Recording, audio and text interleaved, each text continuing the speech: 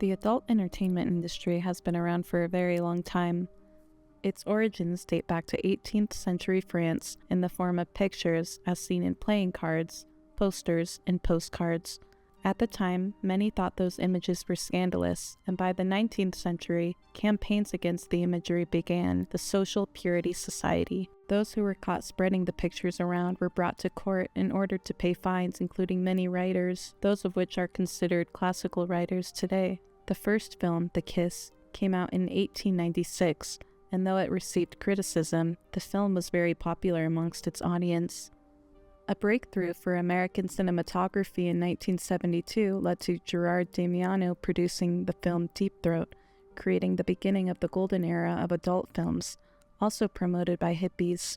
But in the mid-1980s, the golden era settled, and by the 90s, the industry was even more popular, being distributed on DVD. Today, the industry is really well known throughout the entire world and legalized mostly everywhere but Muslim states, India, China, and the Catholic states of Latin America and Russia. Though the industry often appears to be glamorized, portraying both pleasure and fantasy, the dark side, or truth, to the industry is that in reality it can cause pain, trauma, and exploitation. There's abuse, mental health issues, and in many cases, death.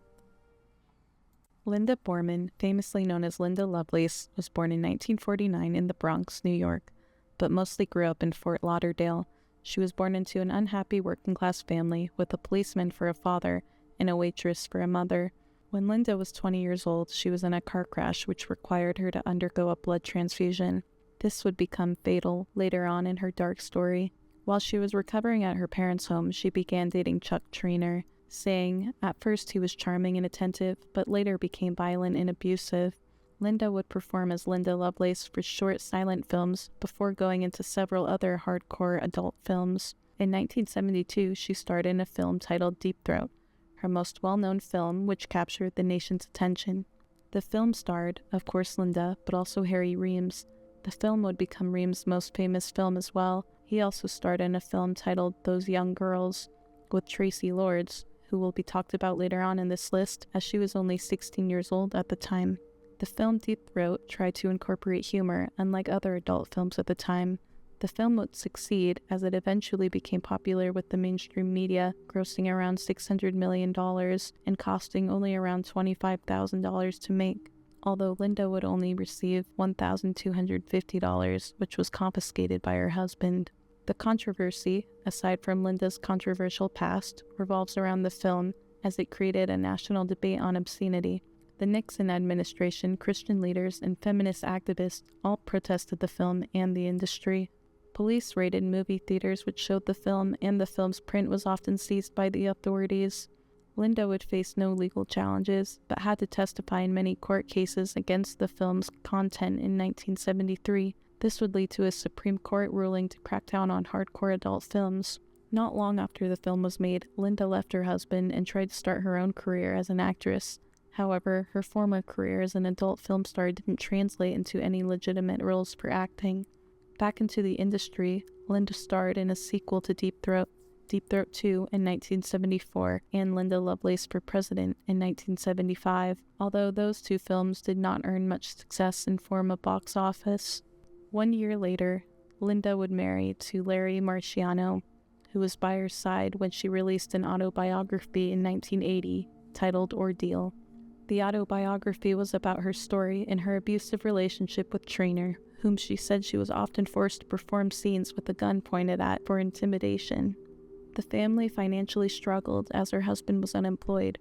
Her health also struggled after the blood transfusion from her car accident, as she may have contracted hepatitis. In 1990, the family moved to Denver, Colorado, but unfortunately she and her husband amicably divorced. Linda would end up passing away in 2002 of those injuries relating to her car accident. To this day, she is credited as the adult film industry's most famous and respected stars.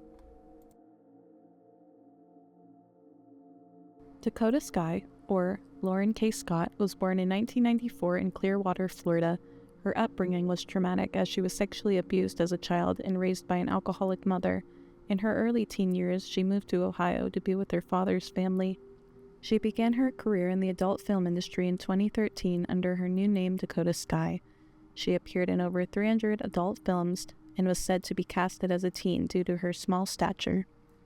She suffered heavily with drug use and her mental health, where in 2018, she took time off from the industry to focus on her mental health and get sober. Her controversy begins where she posed topless in front of a George Floyd mural and posted the photo to Instagram. Many comments were disgusted, as though she was in support of the mural. Her actions were seen as otherwise. She had simply made a mistake. On June 8, 2021, she left her home that she shared with her boyfriend. She had reportedly asked friends, even her publicist, if she could stay with them, but they all turned her away, claiming she thought the FBI and the mafia were after her. She was high. In 2019, her mother passed away from addiction and alcoholism. Her grandparents passed away from the virus in 2020. She didn't have anybody to call. She had wandered into a homeless man's encampment and passed away in her sleep. The man claimed he saw her smoke something before she went to sleep on his couch and never woke up. The autopsy report categorized her death as accidental by acute multi-drug intoxication. It wasn't a secret that she struggled with substance abuse issues. She went into rehab multiple times but would only stay a few days at a time. She was said to be a very upbeat and happy person to someone who became very paranoid and violent. Her first agent, John O'Byrne, said, "If someone has a problem, we will help that person, and if that person doesn't want our help, there is nothing we can do about that," as audiences were split if the community could have done something more to help her through her drug addiction. But some see the story differently, that she was troubled and the industry profited off of her until they no longer could. Those close to Dakota expanded every resource we had. Dakota either used them or rejected them, so what it comes down to is performers in the shape Dakota was in. Directors shouldn't be filming them. That's the kind of thing that should be happening instead of those on the sidelines doing everything they can to help them without having backup. When she had left the industry for a short period to go back to school, she had gone through many other agencies and had also gotten tattoos, which took away from her girl next door look. She asked O'Byrne to come back to his agency, which he said no, and claimed she wasn't the same girl. "It would have been difficult for me to rep her when I remember the person I want to remember," he says. "That's the person I wanted to rep at that point, and Dakota wasn't that person anymore." In wake of her passing, a fundraiser was started, the Dakota Sky Foundation, to provide support for those in the industry struggling with alcoholic, substance, and mental health issues.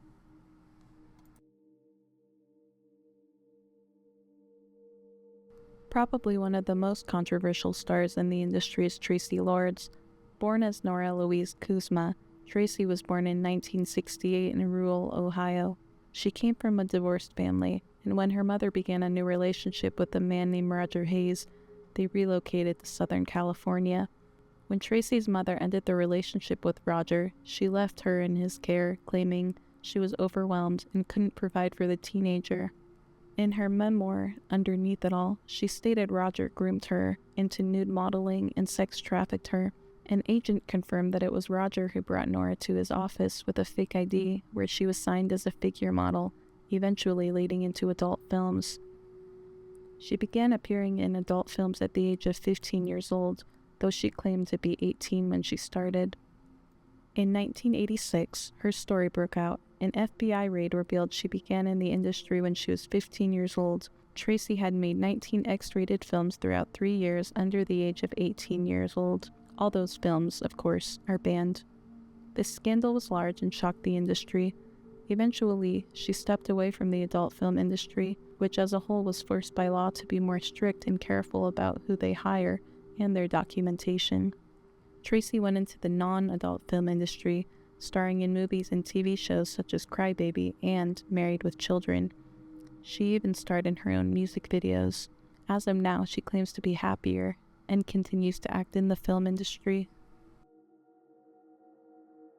Brian Matthew Sevilla, known as James Dean, was born in 1986 in Los Angeles.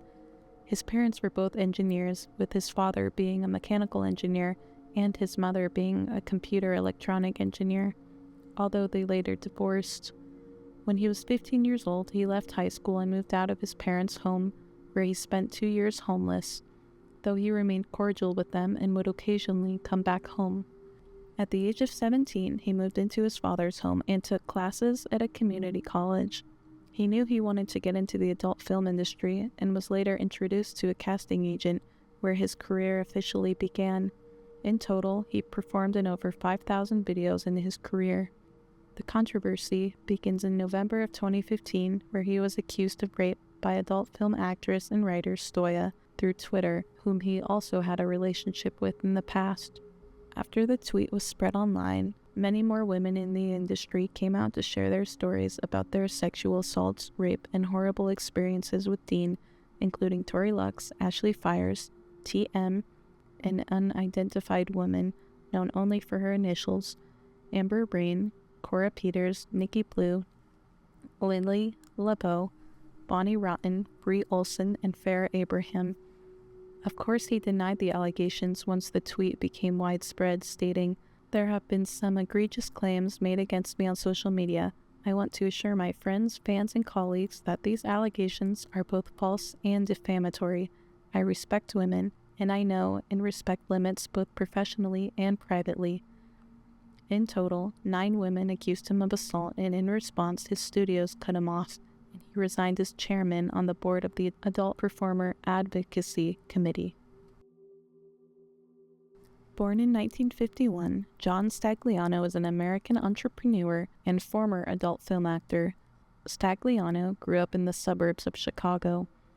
Originally, he went to school majoring in English, but then changed his major many times from journalism to engineering to economics, before settling on studying theater at UCLA.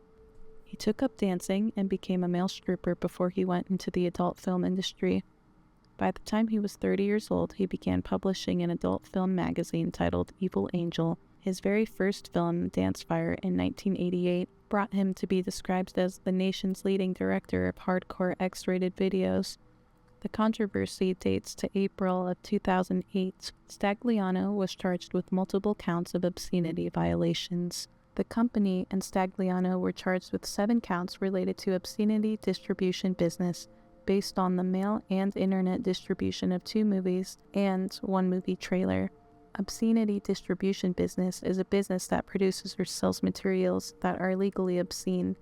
The 7 charges broken down are 3 counts of selling and distributing obscene DVDs across state lines, 2 counts of using mail or delivery to transport the obscene DVDs to different states, 1 count of running a business that sells or transfers the films, 1 count of showing an obscene movie trailer where it could have been seen to other people under 18 years old, and 1 count of seeking forfeiture under certain assets.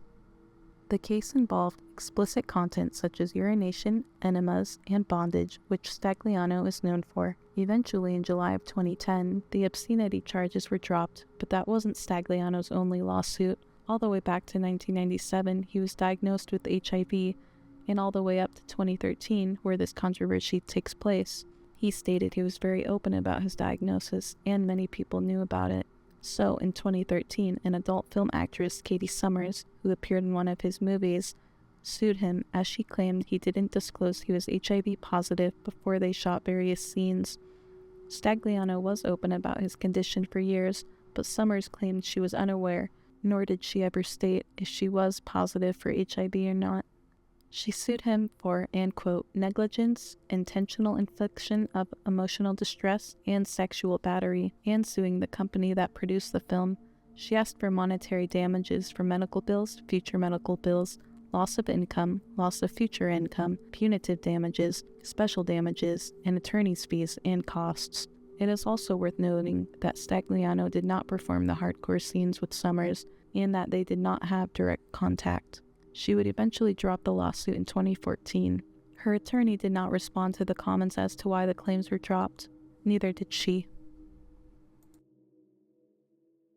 Mercedes Grabowski, also famously known as August Ames, was born in 1994. She grew up in Ontario, but eventually left home for California.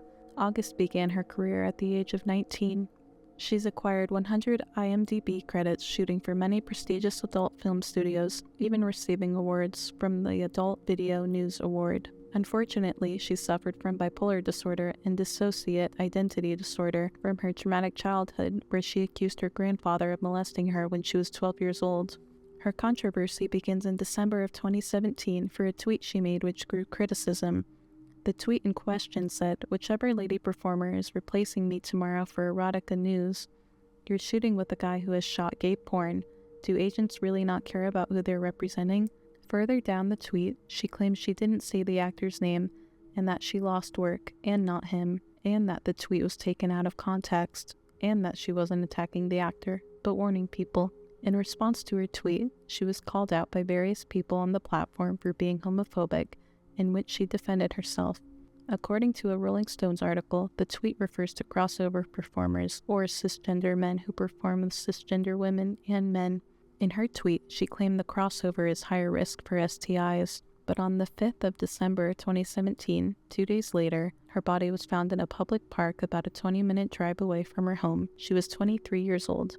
According to a spokesperson for the Ventura County Medical Examiner's Office, her death was ruled as a suicide by hanging. A BNO News article stated that a comment on her tweet told her to either apologize or off herself. August wanted to protect her health and held no ill intentions against the gay community.